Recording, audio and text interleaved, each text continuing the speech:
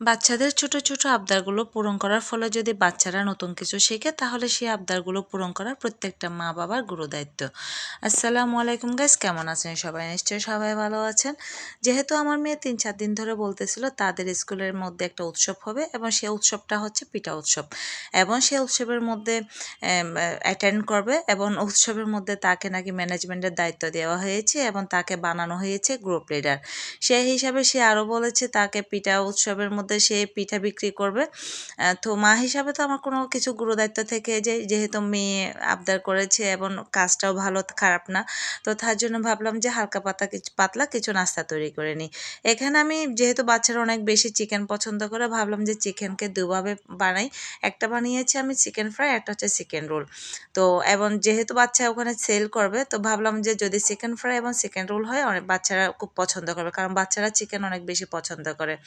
তো সবকিছু ready teddy করে একদম চলে গেলাম পিঠা উৎসবের মধ্যে, স্কুলের মধ্যে। এবং বাচ্চাদের স্টলটা আসলে অনেক বেশি সুন্দর হয়েছিল, যেহেতু আমার মেয়ের ম্যানেজমেন্টের দায়িত্বে ছিল এবং আরও অনেকেই ছিল। তো আসলে ছোট বাচ্চা হিসাবে তারা অনেক সুন্দরভাবে গুছিয়েছে এবং সুন্দরভাবে আয়োজন করেছে, এবং আশেপাশে যারা স্টল দিয়েছে তাদের স্টলটাও মাশাআল্লাহ অনেক বেশি সুন্দর হয়েছে।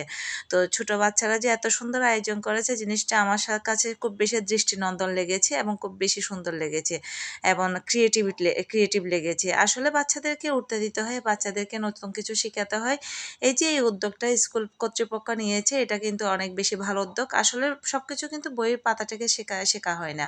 কিছু কিছু পারিপার্শ্বিক দৃষ্টি থেকে, পারিপার্শ্বিক সাইড থেকে শিখতে হয়।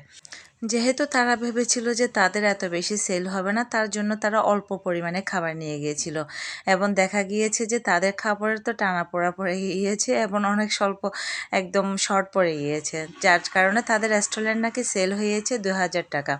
তো আমার মেয়ের ভাগে অবশ্য 400 টাকা পড়েছে, সেই টাকা পেয়ে তো সে মহাখুশি।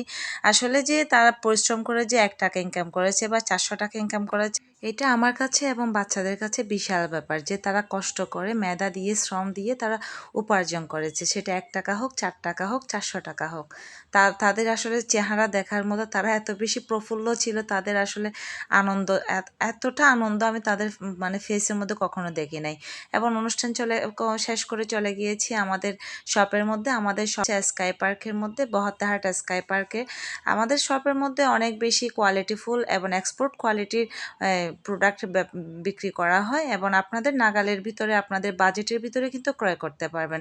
এবং আপনাদেরকে আমি শিওর করে বলতে পারি যে অন্যান্য মার্কেটের চাইতে আমাদের শপের মধ্যে আপনারা অনেক কম দামে পাবেন। তো অবশ্যই চলে যাবেন আমাদের শপের মধ্যে। তো ভালো থাকবেন সবাই, আমার জন্য এবং আমার পরিবারের সবার জন্য দোয়া করবেন। শুভকামনা রইল। আল্লাহ হাফেজ।